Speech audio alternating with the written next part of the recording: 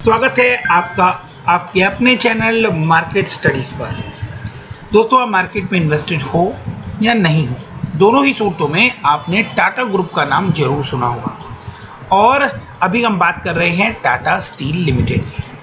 तकरीबन हम सभी ने टाटा स्टील लिमिटेड के बारे में सुना है, और जो लोग मार्केट में इन्वेस्टेड हैं, ऑलरेडी इंटरेस्टेड हैं, मार्केट के बारे में स्टडीज करते हैं, आप सभी लोग ये जानते हैं कि टाटा स्टील लिमिटेड ने अपने शेयर होल्डर्स को कितना पैसा बनाकर दिया है। ऑलरेडी अगर ये शेयर आपके पोर्टफोलियो में है तो आपका पोर्टफोलियो एक 5 स्टार पोर्टफोलियो कहा जा सकता है। बहुत अच्छा तगड़ा रिटर्न इसने अपने शेयर होल्डर्स को बनाकर दिया है। अब जो दोस्त अभी तक वेट कर रहे हैं कि टाटा स्टील के शेयर में इन्वेस्ट करें या ना करें, क्योंकि ऑलरेडी बहुत बढ़ चुका है, एक साल में तकरीबन 250% से ज़्यादा का रिटर्न, 1.5 लाख करोड़ की मार्केट कैप और लगातार बढ़ता हुआ शेयर। आगे क्या, किस लेवल पे इन्वेस्ट करें तो कुछ रिटर्न बनने की उम्मीद है, और अगर मार्केट नीचे आ गई तो इतने हाई वैल्यूएशन पर अगर हमने इसके अंदर इन्वेस्ट किया और मार्केट नीचे आ गई तो क्या करेंगे। तो कुछ टीवी चैनल जिसके ऊपर एक्सपर्ट्स बैठे होते हैं वो आपको इसको लेकर सलाह देंगे कि एक काम कीजिए, 1200 रुपये में खरीद लीजिए और 1170 के आसपास का स्टॉप लॉस लगा लीजिए। चार्ट के ऊपर बहुत अट्रैक्टिव नजर आ रहा है और ये आपको तकरीबन 1280 रुपये या 1300 रुपये तक का रिटर्न दे देगा। इस तरह के बहुत सारे सजेशंस आपने सुने होंगे।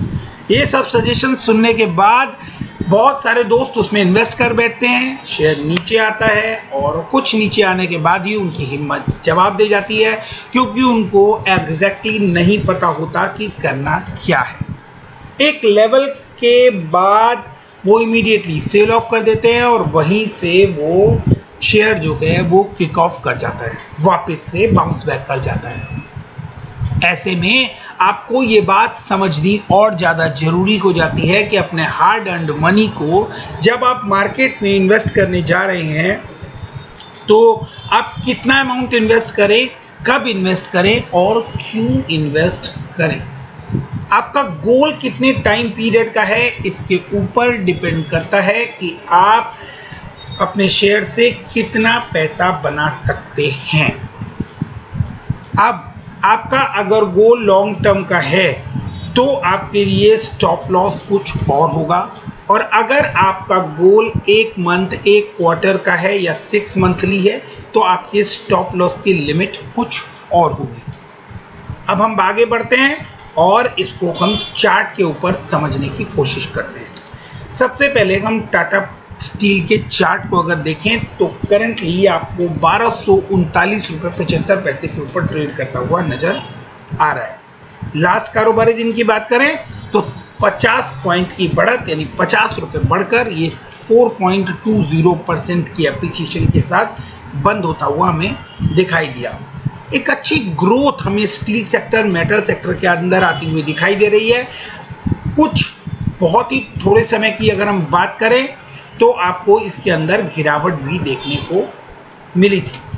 अगर हम महीने भर के चार्ट पर इसको देखें तो आप यहाँ देख सकते हैं कि आपको इसके अंदर कुछ गिरावट भी यहाँ पर देखने को मिल रही है, लेकिन ओवरऑल एक महीने के अंदर तकरीबन 7% ये शेयर फिर भी आपको बढ़कर बंद होता हुआ दिखाई दिया।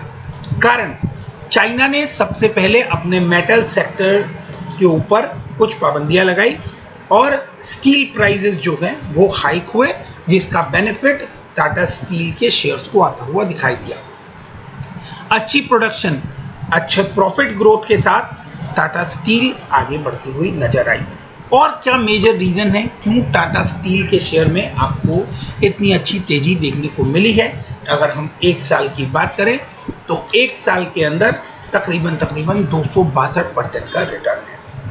अब टाटा स्टील के फाइनेंशियल्स की बात करते हैं।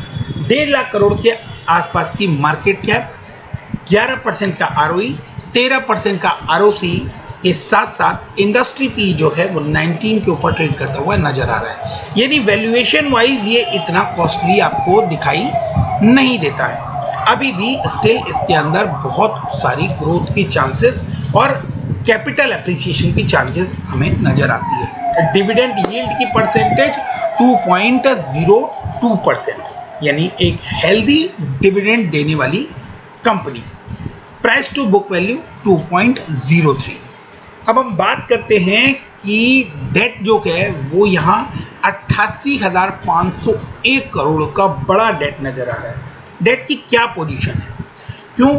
क्योंकि किसी भी कंपनी में इन्वेस्ट करने से पहले जो मेन प्राइम चीज़ें हैं वो आपको नोट करनी चाहिए।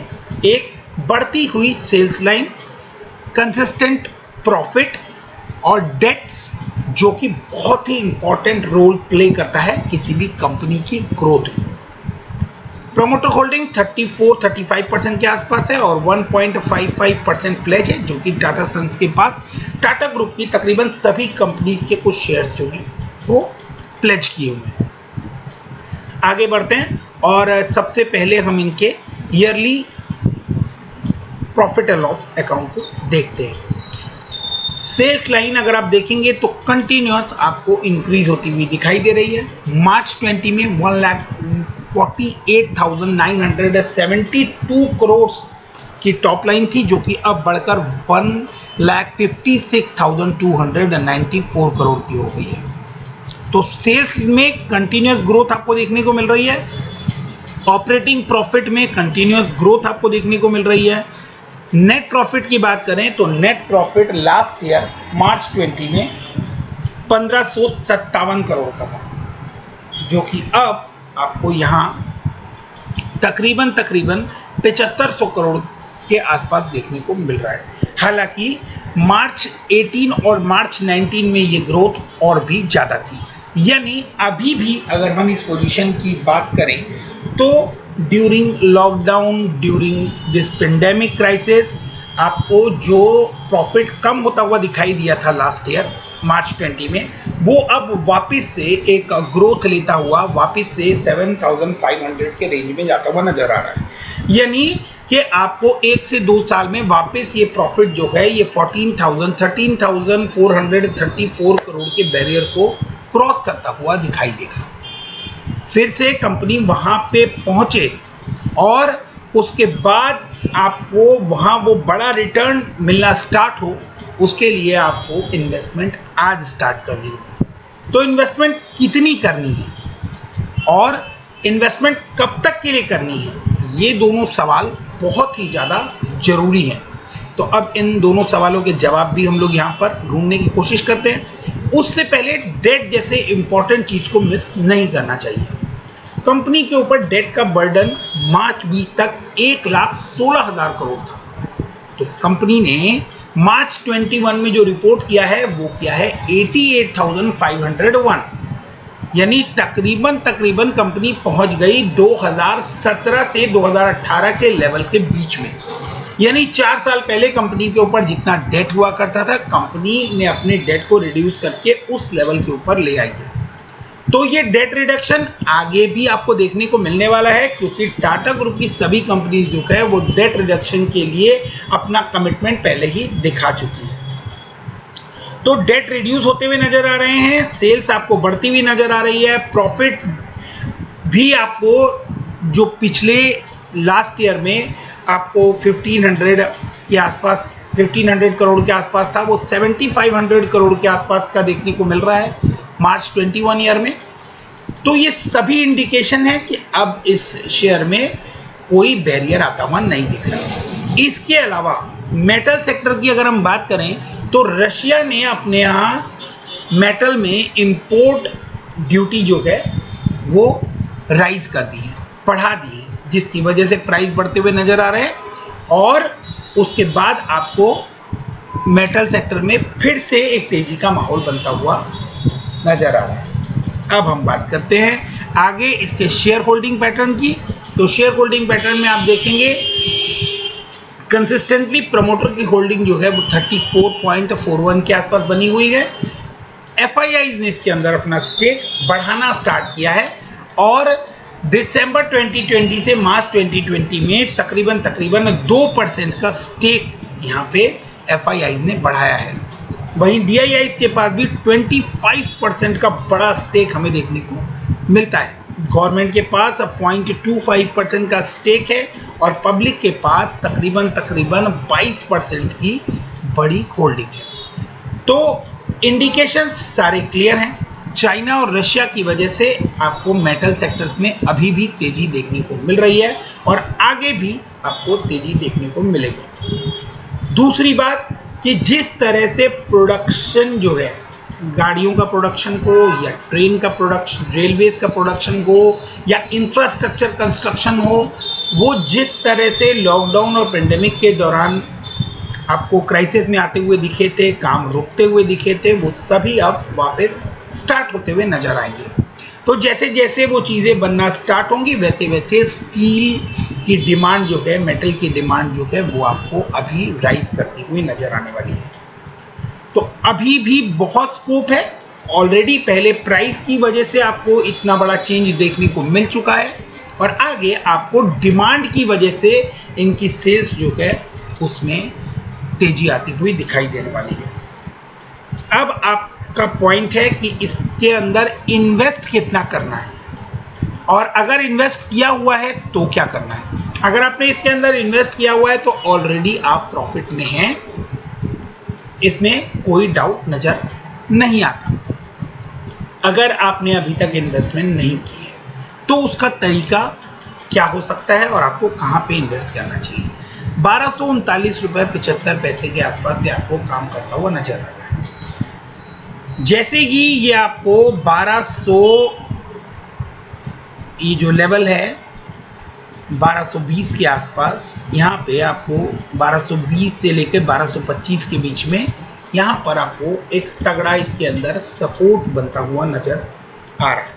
तो इस लेवल पर अगर ये आपको डे फ्लक्चुएशन में मिलता है तो आप इसको बाय कर चल सकते हैं। लॉन्ग टर्म का व्यू रखिए और लॉन्ग टाइम के व्यू के साथ आप इसको बाय करते हैं तो आपके दिमाग में सबसे पहला पॉइंट ये होगा, कोई ऐसा सजेशन नहीं कि आप इसको 1239 पे बाय कर लीजिए और इसके अंदर जो है वो आप इतने पे स्टॉप लॉस लगा लीजिए और ये शेयर इतने तक आपको जाता हुआ दिखेगा। तो ऊपर के लिए कोई लिमिट लगाने की ज़रूरत नहीं है। आप इसको 1224 के आसपास बाय कीजिए और होल्ड कीजिए। कोई बड़ी क्वांटिटी आपको यहाँ पर बाय करने की ज़रूरत नहीं है। मैं सबसे छोटे इन्वेस्टर का एग्जांपल लेके आपको समझाता हूँ। आपके पास जितनी रिस्क टेकिंग कैपेसिटी हो, जितना आपका एपेटाइट हो, उसके अकॉर्डिंग आप इसके अंदर इन्वेस्ट कर सकते हैं। अगर let suppose for an example, just for an example, आपके पास अगर सिर्फ 5000 रुपीज़ ही हैं तो भी आप इससे 3 शेयर इसके बाई कर स्टार्ट कर सकते हैं और 3 शेयर बाई करने के बाद आप इसके अंदर बाकी का जो अमाउंट है उसको एक्यूमुलेशन के लिए रख सकते हैं तो भी ये आपको अच्छा रिटर्न देने वाला है। वर्स्ट टू वर्स्ट सिनेरियो, जो कि अभी कुछ ऐसा नहीं होने वाला है, अगर फिर भी अभी करेंटली आपको अगर इसका स्टॉप लॉस जानना हो तो इसका स्टॉप लॉस हमेशा, आप जब भी कभी स्टॉप लॉस आपको खुद जानना हो कि स्टॉप लॉस क्या रखना चाहिए तो आप 44 डे मूविंग एवरेज या फिर अप्रॉक्सीमेटली 50 डे मूविंग एवरेज जो है उसको आप किसी भी शेयर का स्टॉप लॉस मान सकते हैं। तो अगर एक बढ़ते हुए शेयर में आपको स्टॉप लॉस रखना हो तो 50 डे मूविंग एवरेज को आप स्टॉप लॉस मानकर चलें। इसका 50 डे मूविंग एवरेज क्या बन रहा है, 1196। अब अगर आपको लॉन्ग टर्म इन्वेस्ट करना है तो आप उस हिसाब से डेप्थ पे अपना स्टॉप लॉस लगा सकते हैं, यानी 100 डे मूविंग एवरेजेस के ऊपर अपना स्टॉप लॉस मेंटेन करके चल सकते हैं। जैसे जैसे ये शेयर राइज करता है तो जो भी इसका 50 डे मूविंग एवरेजेस बनता है आप उस 15 डे मूविंग एवरेजेस को हमेशा स्टॉप लॉस मेंटेन करके चलिए। अगर शेयर आपको 15 डे मूविंग एवरेजेस से नीचे आता हुआ दिखता है तो आप उस पोजीशन पर अपनी पोजीशन कुछ हल्की करें। शेयर जैसे ही नीचे डिप मारता है, क्योंकि 15 डे मूविंग एवरेजेस से जैसे ही शेयर नीचे ब्रेक करता है तो वो कुछ अच्छी खासी डिप आपको दिखाता है जो कि एक शानदार बाइंग का मौका बनता है। खास करके अगर हम बात करें टाटा स्टील की, तो आप अब यहाँ से देखना स्टार्ट कर सकते हैं। शेयर ने यहाँ से 15 डे मूविंग एवरेजेस को क्रॉस किया, नीचे आया, एक अच्छी डिप दिखाई और अच्छी डिप दिखाने के बाद उसने वापस उस 15 डे मूविंग एवरेजेस की लाइन को टच कर लिया। उसके ऊपर कुछ टाइम कंसोलिडेट किया, ऊपर गया, वापस 15 day moving averages, exact 15 day moving averages से वापस इसने एक शानदार राइज दिखाया। फिर से यहाँ से इसने अपने 15 डे मूविंग एवरेजेस को ब्रेक किया। तो मैं यही बोल रहा हूँ कि जहाँ पर ये अपने 15 डे मूविंग एवरेजेस को ब्रेक करे, वहाँ पर आप एक बार अपनी पोजीशन हल्की कर सकते हैं। अगर पूरी ना चाहें तो कुछ अमाउंट उसमें से हल्का करके आप उसको लोअर लेवल पर फिर से बाय कर सकते हैं।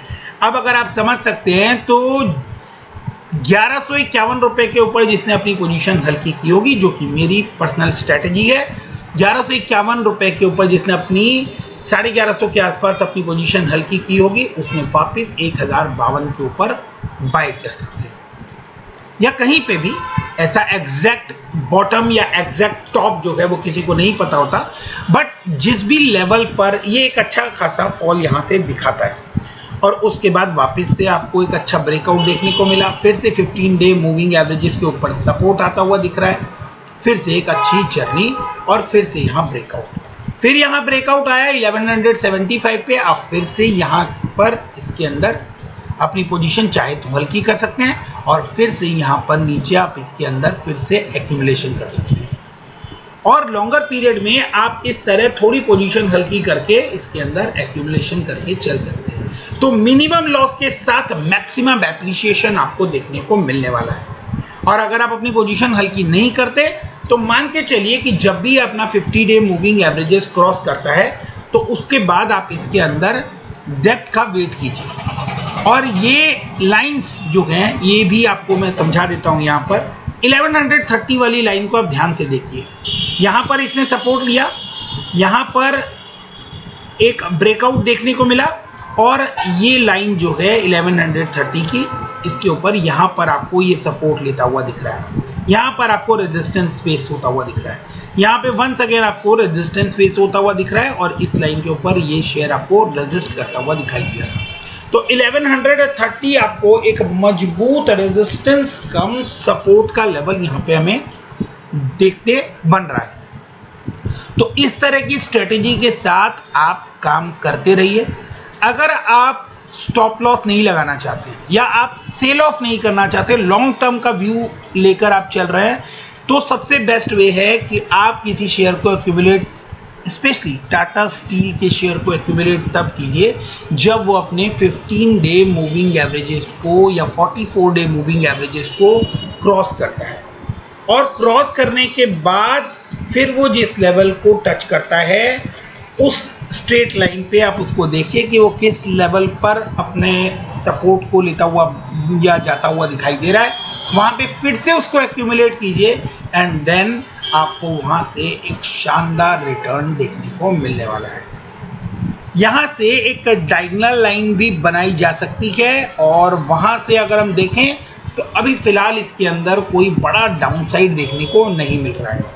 तो मैक्सिमम ये शेयर जो है ये आपको 1220 रुपए के आसपास जो लेवल है उसके ऊपर मैक्सिमम ये सपोर्ट लेता हुआ दिख सकता है।